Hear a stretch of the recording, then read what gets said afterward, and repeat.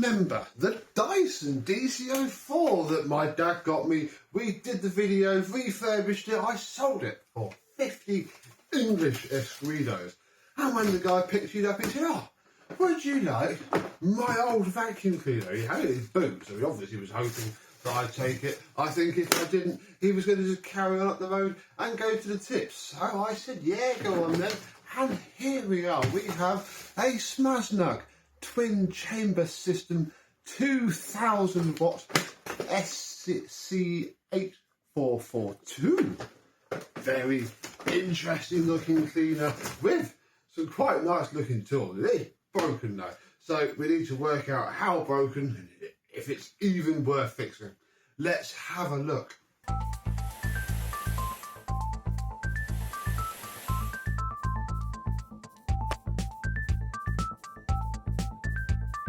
Yes, hello, my vacuum cleaner and interesting Bagless cylinder chums. How are you today? Yeah, this is all that I know. All I have really done is look at the hose and the wand. So let's unplug this and we'll start with these, because this is very familiar indeed. We've had a few Smaznug vacuum cleaners now, so this wand has been used on most of them. Remember the older cylinder? It would have been an older one. I don't know the model number. I might remember to put it up here. It had the same sort of wand, and the wand is actually pretty good condition.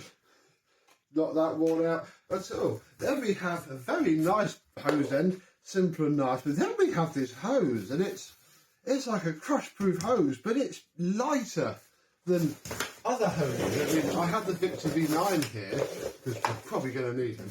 And like this hose weighs significantly less than this. It's the same size. It still seems pretty thick, but yeah, look, it's just thinner. Obviously, good quality Victor on their parts, but this has survived. It seems okay. Yeah, I quite like it. It seems a good length as well, and it is. Yeah, look, it's a bit stretchy.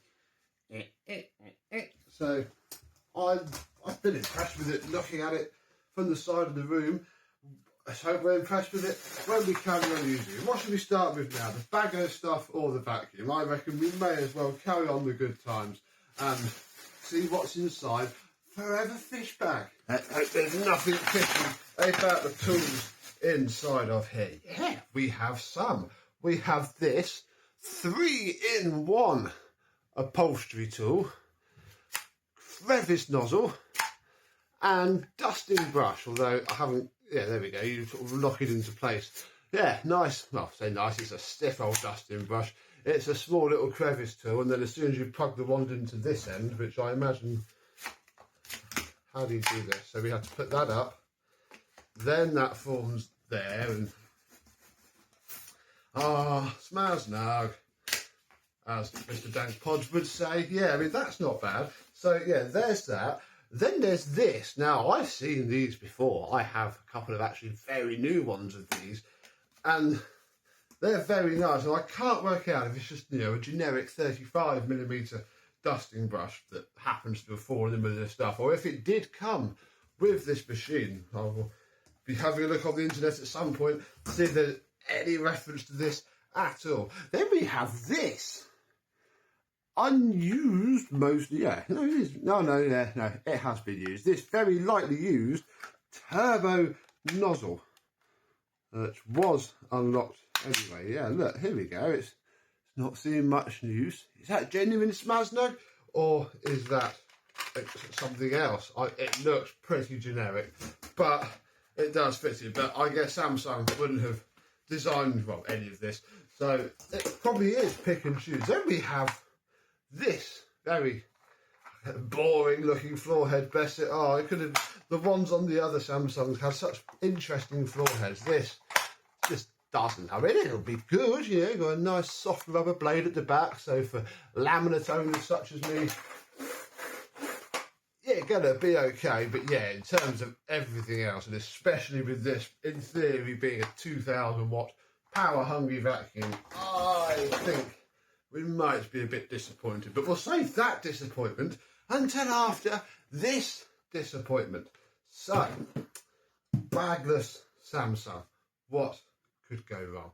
Probably quite a lot, but we'll have a look at the stickers on the bin, because yeah, look, it's easy to empty, because that's all anybody cares about. Simply press, pull out and pour, but caution, don't smash it onto your foot to dislodge all the dirt first, and then carry it, because you're going to have a bad time. Look, this is revision 0.1 of this sticker.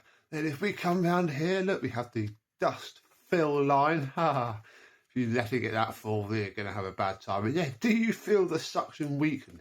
Probably. And yeah, it tells you everything we're going to need to do. So we need to pick up that, we need to wash that, well, we're going to wash it all anyway, and then we're going to assemble it. And this is revision 0.2. What the heck is that in there? I don't know, I've not had this out yet, so, okay, oh yeah, look, it's a whole little cassette. Okay, that's nice. So I guess this is probably the base model, and this would have had some very expensive and now impossible to find HEPA filter in it. And I'm very glad it doesn't, because yeah, look at that, it's a dual layer, nice simple sponge filter, and oh, I can already tell the direction that this video is going to go in. Oh, why do people do it? Why weren't you clicking? There we go. So filters haven't been filtering very well. Yeah, the guy said that the motor sounded rough as anything, and I can believe him. So if we look under here, the post motor filter, oh blimey, yeah, that is the sign of a filter about to explode. We're probably just going to leave that out and let what happens happen. We have a handle here, very nice indeed. Let's have a look at the flex. Oh, very decent flex, although very used flex. The machine itself isn't actually too bad. Like, again, even the hose end doesn't have an excessive amount of air on it, so who knows. Oh, yeah, very nice. I think that's it. We have a little wheel at the back, little wheel at the front, two little wheels on the side. Right, let us, I don't know really, I guess we'll put the filter back in and we'll fit this back in. We'll leave you out and we'll see how bad it is.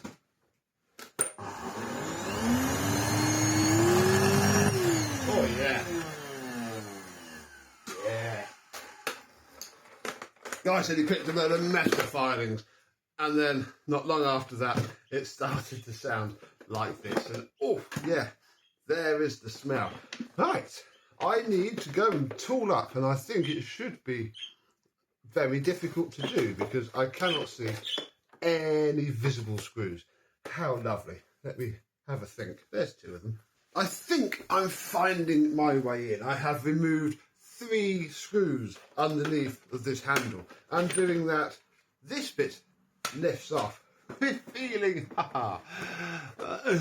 Yeah, this thing isn't very happy. So we shall unplug that bit, which then separates this board completely. Take off this piece of foam. Let's see, that's the cord rewind. And then, well, there's screws buried here, here, back here, and then there's 2 here, which I can barely just about get to. No mechanical sympathy. I'm oh, that one was loose already. Okie dokie. Yeah. Then this will lift off, but we will have a problem. Oh, look, this is all very simple, though. I mean, obviously, they would have done lots of revisions of this, so I guess this board would have changed. That'll probably be the loom for the motor, something else, and there's looks like a little sensor wire, which probably needs to come off. And then, yeah, I can lift this whole upper shed off and reveal this beautifully taken care of vacuum cleaner. Any date wheels immediately apparent? No, but oh, there we go. Yeah, the entire mid-frame comes out as well. Okay, righty-ho. I don't even know if I've got a motor to fit this. I'm just having a look. So now we're even more compartmentalised. In fact, look, here is our motor. So that one is the cord reel loom.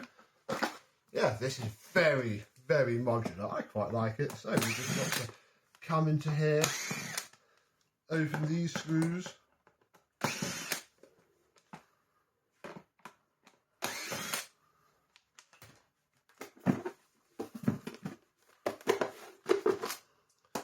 And out comes a very familiar looking motor. This is a YD, is it a YDK-ish? It's a YDK clone. Look at that. YCMF108V. Is that not the most Dyson looking motor you've ever seen in your life? And yeah, it's a bit poppy and bubbly. I'm certainly not going to care. I mean, a bit of a pain really. I don't think I do have anything this size to fit into this machine. So we'll end this part of the video here, and I can at least put this back together because I wanted to see what motor it was. It's one of these. Well, I don't quite know if it's worth me spending the money on one of these. We do have that DC07 with the crumbly bearing that needs a motor, don't we?